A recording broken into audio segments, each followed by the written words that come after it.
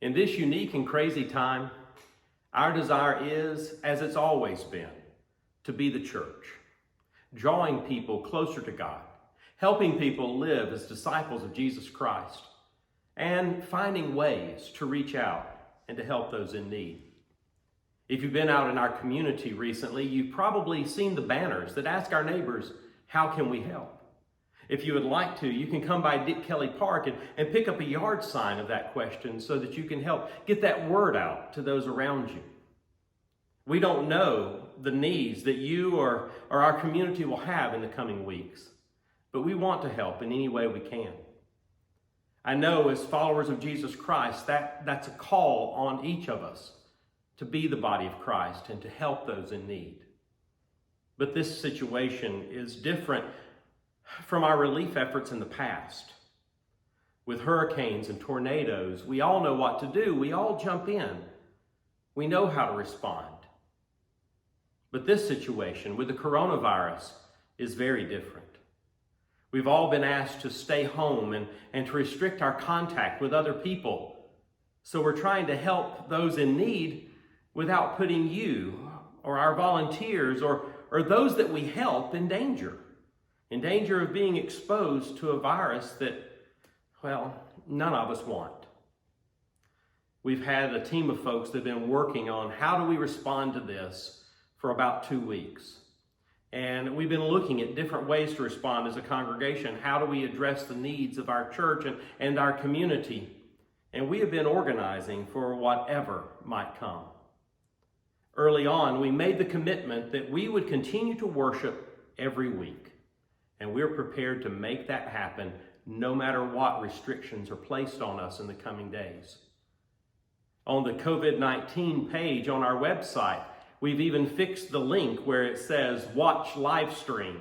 That watch live stream button, you can now click that anytime and you'll be taken directly to the last worship service so you can watch that at your leisure.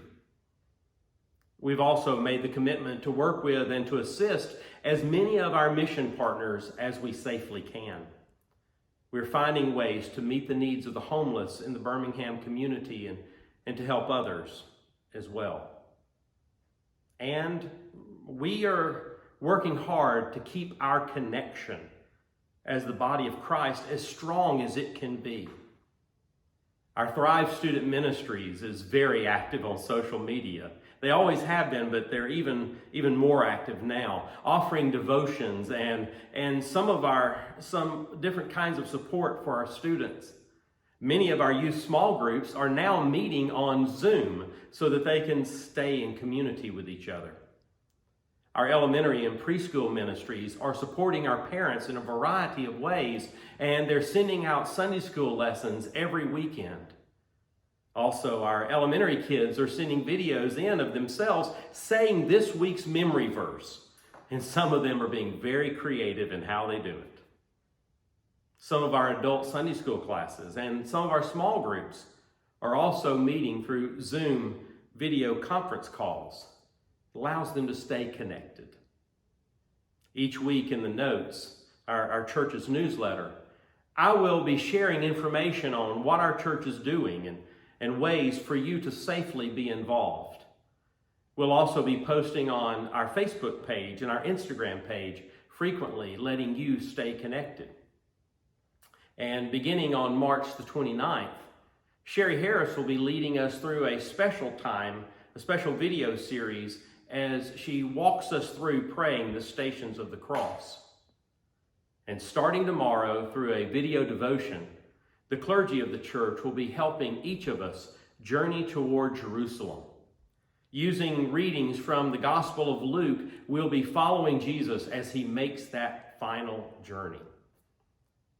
I know that these are difficult and different and challenging and even scary times.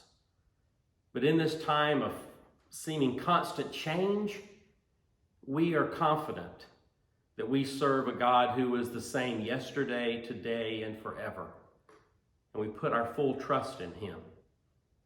I hope that across the coming weeks, you will be in prayer for all who have contracted the virus or all around our world and especially those in our area. That you'll be in prayer for everyone to take the precautions that are needed to stay healthy, even when it's hard or boring. That you'll be in prayer for all the government officials to make the best decisions to help bring this to an end. That you'll be in prayer for the seniors and the singles as they isolate themselves and some of them fight loneliness and even depression. That you'll be in prayer for children and youth who have had their lives and their routines disrupted drastically. That you'll be in prayer for the healthcare workers who put themselves at risk every day to care for those who are sick. That you'll be in prayer for the scientists who are seeking a vaccine or a way to bring this to a close. That you'll be in prayer for the workers who keep the essential locations open for us, and for all whose financial security is in jeopardy now. And that you'll be in prayer for our church, that we will be able to be the church to all in need. This is a unique and crazy time, but we serve a God who loves us and who promised to never leave or forsake us.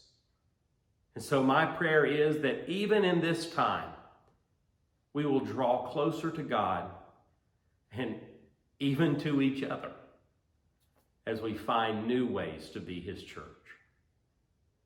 May God bless you and your family, and you remain always in my prayers. Thank you.